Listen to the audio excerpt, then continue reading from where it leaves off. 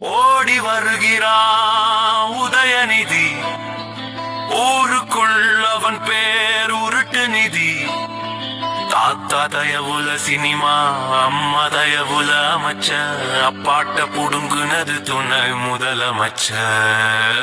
குடும்ப தயவால பிழைக்கும் வாரிசு, கொடுக்க மாட்டாரு கபடிக்கு பரிசு.